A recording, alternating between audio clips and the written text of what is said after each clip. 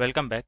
In this lecture, we are going to resume the meshing using a SnappyHexMesh that we have left in our last lecture. In this particular lecture, we are going to add layers. I'll explain what layers are first and why they are required, and then I'll show you that how we can have layers in our geometry that we have created in our last lecture. Let's get started.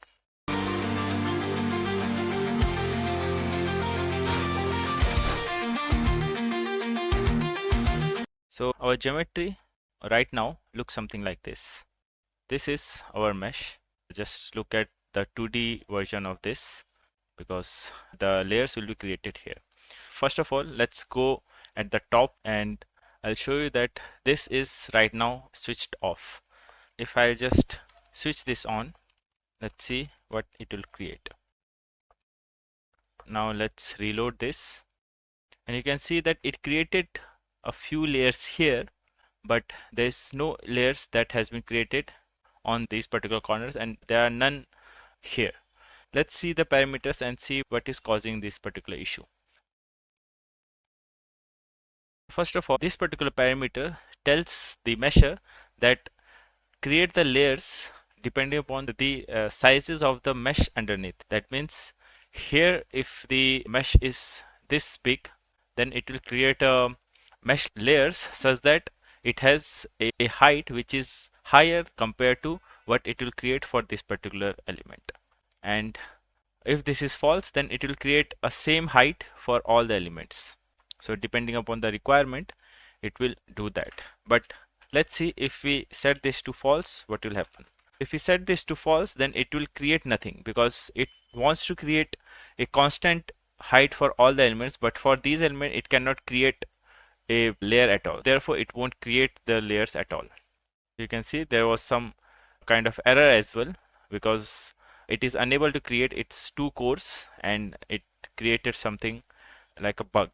Clearly there was some error. Let's make this true again and let's look at other parameters. Then this expansion ratio, how you want to specify the layers thickness. Let me also reiterate that why we require layers. Layers are required to capture the gradient. For example, if we have a velocity gradient here we have zero velocity and here we have some non-zero velocity. To capture this gradient, if we have more number of points close to the wall, then we will be able to capture the gradient better compared to if we have just one cell here. Therefore, the layers helps to capture the gradients, and usually close to the layer the flow is only along the y direction. There is no flow along the x direction. Therefore, we can have very high aspect ratio cells near the wall, which have the cell centers closer to the wall, but along the wall you don't need that many points. Keeping this in mind, we can have different kind of combinations. If we have expansion ratio, so that with this we should have a final layer thickness. Here the final layer thickness is 0.3, which is large compared to what we have here. This entire geometry, if you remember, let's go back to the geo. It starts from negative 0.1 and ends at 0.1. That means the width is 0.2 and the final layer thickness is 0.3, which is very high. What can we do? Actually, this is also possible to create a layer such that we have a layer thickness of 0.3 at the end, but we should have a smaller size close to the wall. This is the minimum thickness of the wall of the layers. If it is unable to add too many layers, then this is the minimum thickness that it requires, but the final layer thickness should be 0.3, that the distance between the second last cell and the final cell. And then you can also specify how many layers you want. You can have this grow. If for certain corners you do not have any cell heights that you can achieve, therefore it tells this particular measure that how many cells you want to leave before reaching this point. Right now it is not clear, but we'll change this parameter and see how this affect the layer thickness around the feature where there is no layers. Then the feature angle that it wants to capture. For this, as it is written that it is not working properly. Then max face thickness ratio. This stops when the growth is highly warped. That means if it keeps on growing, then the face might look very bad. Therefore, this is the maximum thickness ratio. Then smoothing normals, that's how many iterations to do to smooth the normals such that the growth of the layers is smooth. Then the smoothing thickness is the smooth layer thickness over the surface patches. It is limited to 10. Then this is the medial axis. It is the angle used to pick up the medial axis, which is set to 90. And there are various other parameters that usually are not used. This is the one which is used. This is the slip feature angle. This is optional. By default, it is taken as 0.5 times the feature angle. It tells the mesher that basically the layers generated as an extrusion of the surface mesh. So if the angle is greater than this made by the extrusion, then it will allow the slip of those layers such that the layers that are generated look smooth. Then there are other parameters like the iterations and the relaxed iteration. These are required to have a better quality of the mesh. We'll try changing all these parameters and see how it affects our mesh. First of all, we are going to increase the mesh resolution on the surface. In order to do so, we'll go here and make this 4, 4. Let's reload. And now you can see that it created some layers, but it did not create any layers here. Now, if you go to the layer definition, so if we make this again, let's try making this false. Now you'll see that these all will be gone. Everything is gone because it is unable to create a constant height of mesh for all the mesh elements, because here it is unable to extrude. Now we'll make this true again, and these are the expansion ratio and the final layer thickness. Let's try to increase this to 0.5 and see what kind of mesh we get. When you get this kind of error, that means we have multiple polymesh. Clearly here we have a polymesh. Let's delete this. Now let's try again and reload. Clearly the mesh height has increased a little bit. Now we'll try to decrease this and see what happens. If we want just 10 layers, here we'll see that there will be less number of layers. The change was not that significant because already the number of layers are not 20, they are less. Here we have 1, 2, 3, 4, 5, 6, 7, 8, only 8 layers, because these are the number of layers that it was able to create. Let's try to have a lower expansion ratio so that it will create more number of layers and make this 20. You can see the by changing the expansion ratio, it expanded a lot, but still we don't have any layers here. Now we'll try to make this a bigger number, say 1.8, and see what will happen. Now we should have a little bit finer mesh, little bit finer layers. There was no layers at all. It wasn't able to create any layers at all. Now we have tried this. When it is unable to create layers at all, then it won't create, it reverts back. Let's also check. Yeah, so we have to delete this. Whenever these are created, it won't run after if you don't delete that polymesh.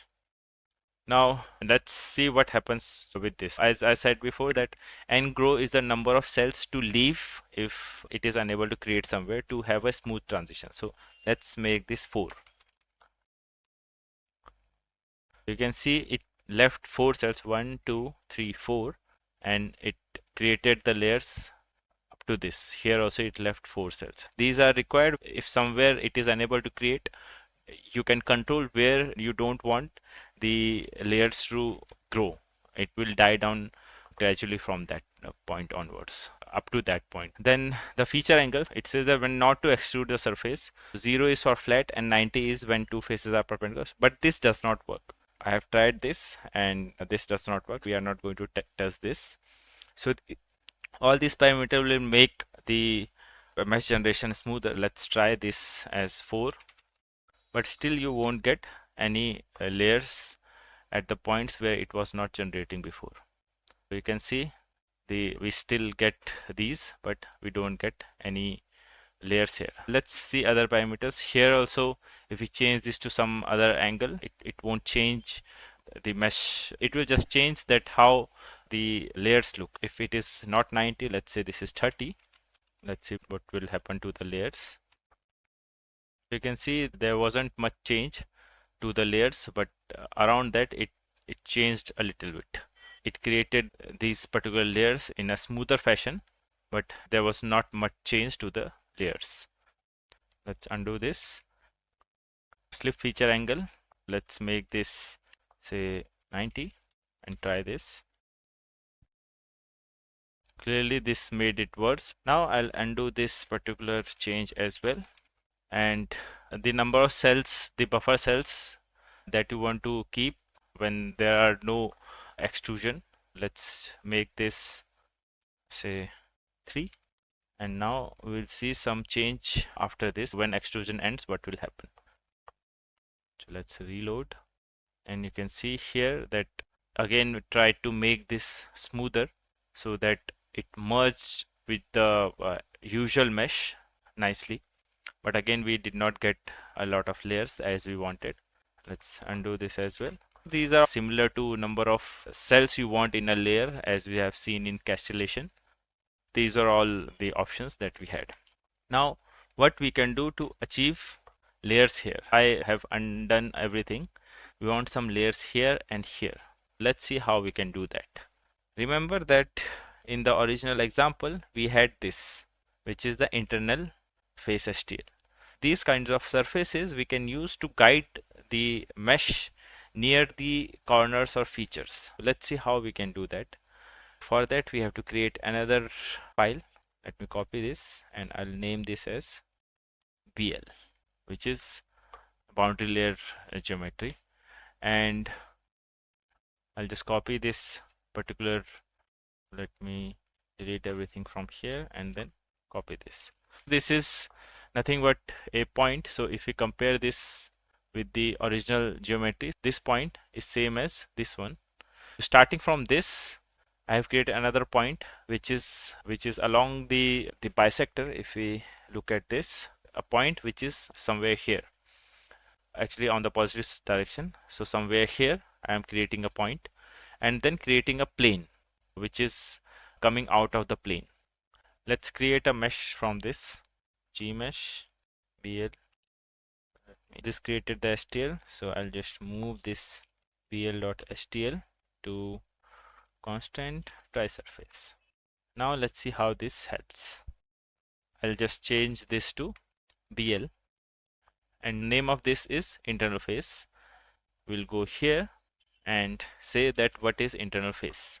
Let me also change the name of this so that you know that what is the default name and what is something that you can change. My BL. So this is the name of my surface.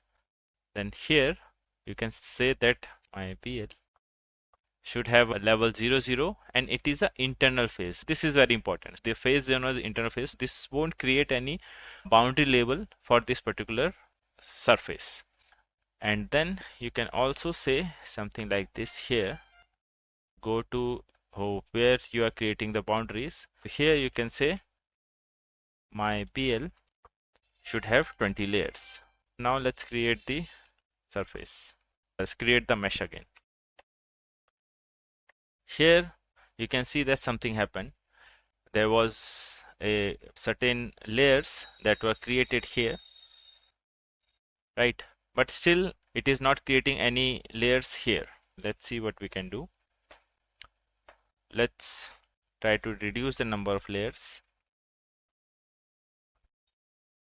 Reducing this created a much better layer here because we needed only 5 layers. So 1, 2, 3, 4, 5 layers. This much is very good, but here still it is not generating anything. Now we have to also look at the surface feature.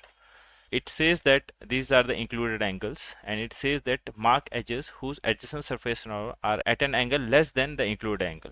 120, it is neglecting some of the angles. Let's try to include some of them as well. So I'll try with 170, and let's try with this. It will again run the surface feature extract and extract some more features. reload. Again, there is no change. With this, I'll just walk you through all the settings. Everything is set to true. Then this one is BL, and this one should be triangle, and this one should be triangle. Except this, all these parameters are like this, set to 0.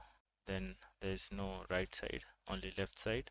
It's set to this, and then the airfoil at this resolution, and then resolve feature angle is 30, planar angle is 30.